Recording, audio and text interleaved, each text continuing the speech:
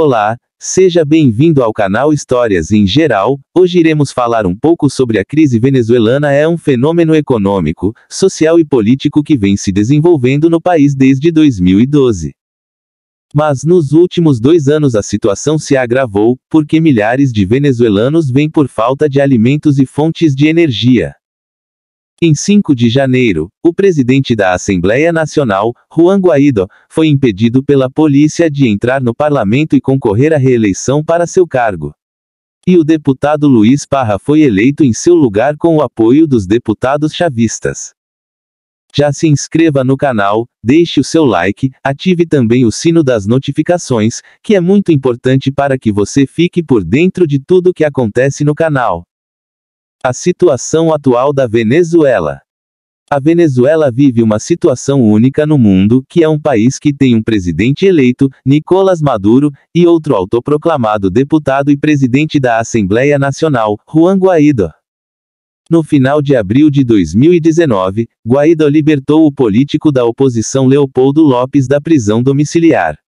Ele fugiu para o Chile e depois para a embaixada espanhola.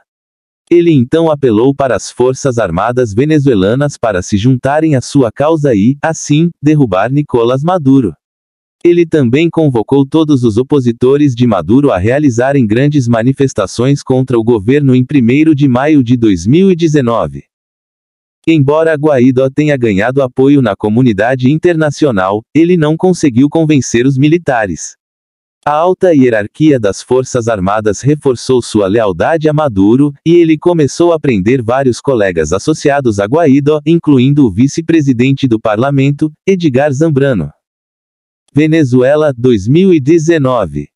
No dia 10 de janeiro de 2019, Nicolás Maduro seria empossado como presidente da Venezuela perante a Assembleia Nacional. No entanto, Maduro se recusou a fazê-lo, porque esta Assembleia não o reconheceu como o vencedor da eleição presidencial de maio de 2018. Os legisladores alegaram que a eleição foi fraudulenta. Desta forma, os deputados, sem prestar juramento, reconheceram o deputado Juan Guaidó, presidente da Assembleia Nacional, como presidente do país. Por isso, Juan Guaidó se declarou presidente da Venezuela em 23 de janeiro de 2019 e prestou juramento diante de milhares de opositores de Maduro. Seu objetivo como presidente interino é realizar novas eleições o mais rápido possível. No dia seguinte, todos os países do continente americano, exceto México e Uruguai, reconheceram Guaidó como representante do país caribenho. Países da União Europeia e do Oriente Médio também o fizeram em poucos dias. A China não aceita que Juan Guaidó seja o presidente da República da Venezuela. Nicolás Maduro, por sua vez, reagiu rapidamente, contando com as Forças Armadas e seus apoiadores. Ele respondeu às Nações Unidas que não permitirão nenhuma interferência em seus assuntos internos e se a Venezuela for atacada, ela se tornará um novo Vietnã. Ajuda humanitária e apagão. Em fevereiro de 2019, a ajuda humanitária se concentrou ao longo da fronteira colombiana-venezuelana com alimentos e remédios. O presidente Nicolás Maduro alegou que não precisava da ajuda e se recusou a permitir a entrada do trem em seu país. Houve vários confrontos entre os manifestantes e a polícia. O próprio Guaidó foi à fronteira e de lá fez uma série de visitas a países latino-americanos, entre eles o Brasil, que reconheceu como presidente interino da Venezuela. Para piorar a situação, em 7 de março de 2019, o país sofreu uma queda de energia que o deixou na escuridão por 3 dias.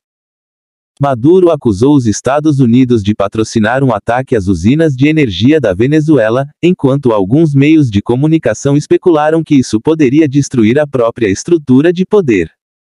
A economia e a crise da Venezuela. A Venezuela é atualmente o país com a maior taxa de inflação do mundo. Em 2017, a taxa de inflação anual foi de 2.610%. Para se ter uma ideia, em 3 de outubro de 2018, R$1 equivale a 15,76 bolívares.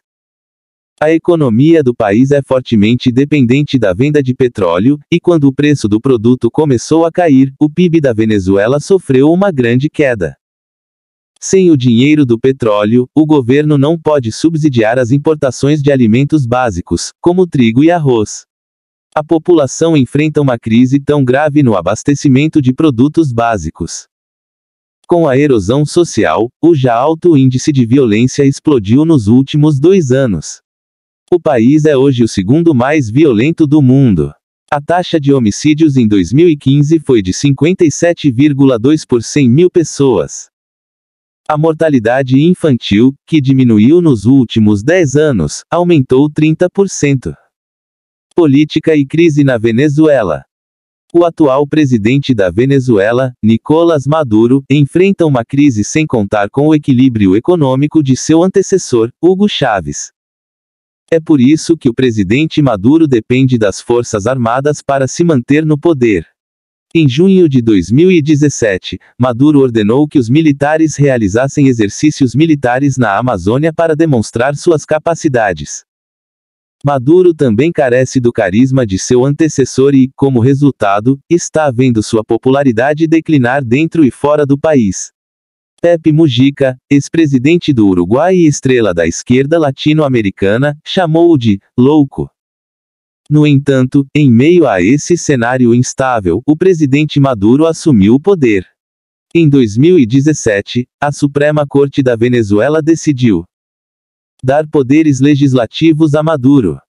Cessação da imunidade parlamentar permite ao presidente processar parlamentares. Em julho de 2017, o presidente elegeu a Assembleia Constituinte sem oposição. Os protestos foram generalizados e deixaram 15 mortos. O Partido Socialista Unido também venceu as eleições regionais e locais em 2017. Em maio de 2018, a oposição se recusou a participar das eleições presidenciais e Nicolás Maduro foi reeleito presidente da Venezuela. Fontes da crise na Venezuela. Para entender a crise na Venezuela, devemos voltar à primeira década do século XXI. Com a explosão dos preços do petróleo, o país, que é um dos principais produtores de ouro negro, ficou muito mais rico. A Venezuela foi lembrada por um dos líderes mais carismáticos da América Latina, Hugo Chávez. Ele foi eleito pela primeira vez em 1998 e fortalecido após o golpe de 2002. Os militares usaram a retórica anti-americana e anti-imperialista para obter apoio no continente latino-americano. Recebeu apoio do Equador, Bolívia, Nicarágua e Cuba para o renascimento do socialismo na América Latina através da ALBA, Aliança Bolivariana para as Américas. Chávez introduziu o socialismo do século XXI, que consistia na centralização e na nacionalização de setores estratégicos da economia. Uma parte dos lucros da indústria do petróleo foi usada para financiar programas sociais para a população mais pobre. Eles responderam com lealdade, reelegendo Hugo Chávez sem problemas. Nesse período, todos os indicadores sociais, como mortalidade infantil e expectativa de vida, melhoraram significativamente.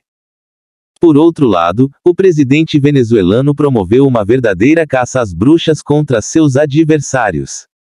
Muitos foram demitidos e seus bens confiscados simplesmente porque não se conformaram com a ideologia do governo chavista. Assim, Chávez promove seu culto à personalidade usando a imagem do libertador, o herói da independência do país, Simón Bolívar. Assim começou o culto à personalidade de Chávez, a ideologia que leva o nome de chavismo. Em 2012, quando o presidente anunciou que estava gravemente doente, esse sistema começou a entrar em colapso. No ano seguinte, Chávez morre e o vice-presidente Maduro perde o carisma de seu antecessor. A morte de Chávez coincide com a queda dos preços do petróleo e com o abandono de vários programas sociais. Os opositores políticos aproveitaram para ir às ruas e exigir eleições sem fraude. O Brasil e a crise na Venezuela. Após anos de instabilidade no vizinho, o Brasil sente que a crise na Venezuela está chegando ao limite. Milhares de seus cidadãos estão entrando no Brasil como refugiados em busca de uma vida melhor, e os serviços públicos nas cidades fronteiriças entraram em colapso. O estado de Roraima, em agosto de 2018, pediu à Justiça Federal para ajudar a combater os venezuelanos desabrigados. Também pediu o fechamento temporário da fronteira entre o Brasil e a Venezuela. Ao contrário dos governos anteriores, o presidente Michel Temer não reconheceu a vitória do presidente Nicolás Maduro nas eleições de maio de 2018. Em contraste, o presidente Donald Trump impôs sanções econômicas contra o país, o que fez com que a situação do país ficasse pior. Brasil e Venezuela, 2023. Agora, com a posse do atual presidente Luiz Inácio Lula da Silva, foi reaberto a embaixada na Venezuela, que o então presidente Jair Messias Bolsonaro tinha fechado, o que demonstra que os laços entre os dois países foi atado novamente. O lado ruim dessa relação é que provavelmente o governo brasileiro vai emprestar dinheiro para o governo venezuelano para tentar resolver a crise, porém não irá resolver, devido à grave crise econômica e também por estar sofrendo sanções econômicas. Provavelmente não teremos esse retorno aos cofres públicos brasileiros. O que demonstra uma falta de respeito do governo com o dinheiro do povo brasileiro, por saber que a Venezuela não tem condições para pagar o empréstimo e mesmo assim emprestar o dinheiro. E esse foi o vídeo de hoje. Não se esqueça de se inscrever no canal e de deixar o like, ative também o sino das notificações, deixe seu comentário. Até o próximo vídeo.